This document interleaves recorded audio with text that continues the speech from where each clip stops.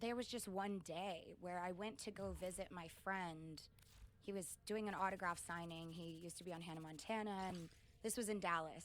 And he came out to Dallas to do this autograph signing, and I just like went to show support and see my friend that's been in LA for a while. And somebody there heard or saw me, and she just screamed. And I was like, oh my God, what's happening? And how old were you then?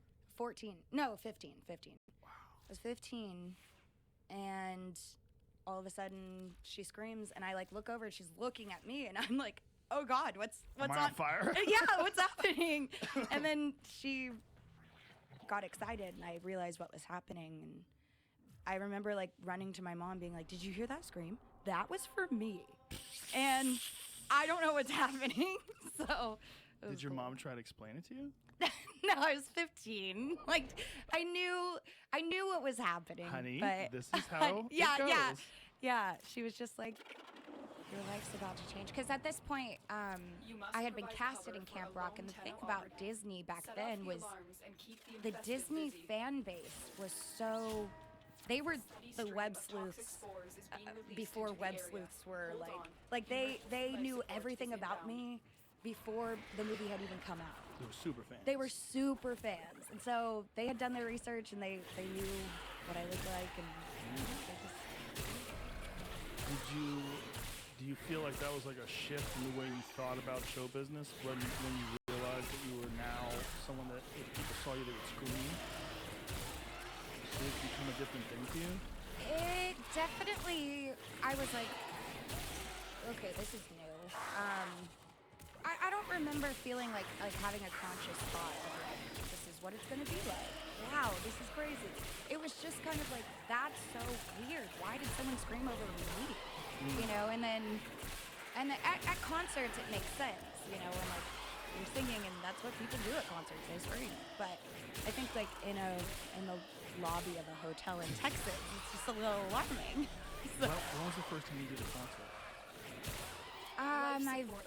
I did performances growing up. So like I did like this military base tour when I was like 12, and I promoted this DVD that I was on that had a music video on it. It was like this workout, I don't know, it's a long story, but I went to military bases and I did some performances, but I think my first actual like concert of my own was that summer. I was 15, delivered a life support capsule to the area. It was at Hershey Park in Pennsylvania, and it was an amusement park, and 200 people showed up tops, and a month later after that, Camp Rock had come out, and I was opening for the Jonas Brothers on their tour, and that was 18,000 people. So I went from 200 people in my audience, if that, that's stretching, to 1 month later was 18,000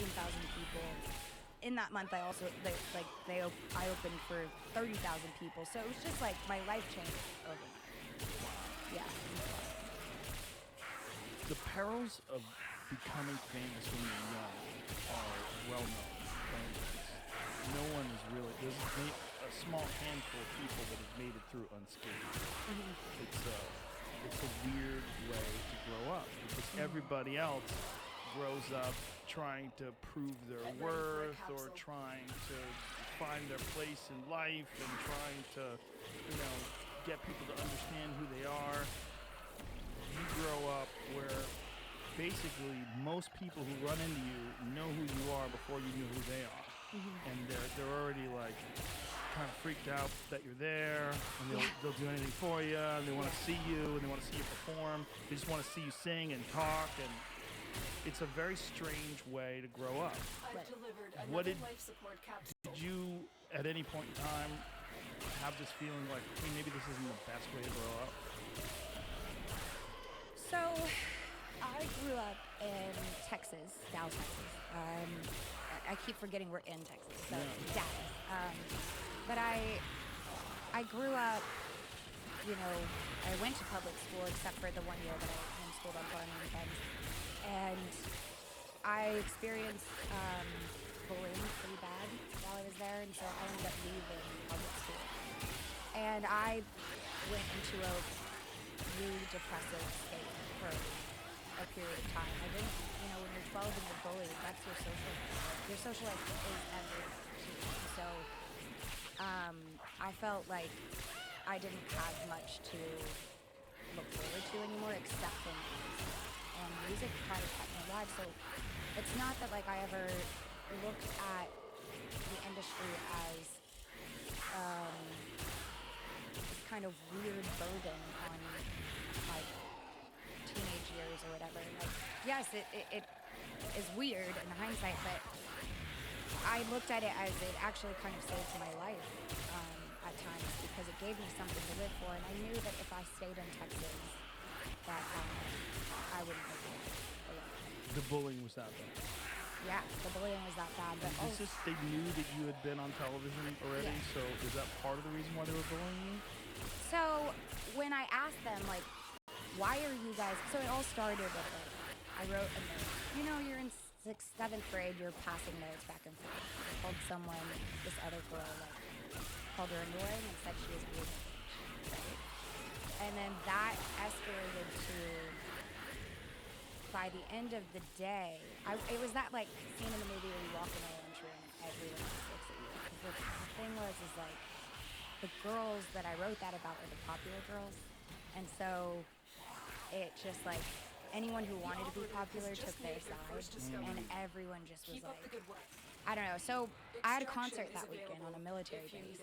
And I went to, like, Vegas for the concert or something. And when I came back, it just had increased. And so when I asked them, like, why are you guys doing this? I wrote a note. We all write notes in school. We're in 7th grade. That's what we do. And they were just like, well, you're a whore and you're fat. And so I internalized what they were saying. And that's when my eating disorder developed. And I wasn't a whore. I believe you. Yeah. It is so crazy how children have this instinct to pile onto people like that, though. Bullying it's more common than not, right? Well, and you have to understand is my generation was like the first with social media. So what I was really dealing with was the cyberbullying of everything. It wasn't, I had wished that someone had tried to fight me because I'm a fighter. And so I would have thrown down. But they were coming at me with words that scarred me emotionally for years to come and ended up, scarring me for the rest of my life. And I kept saying to people who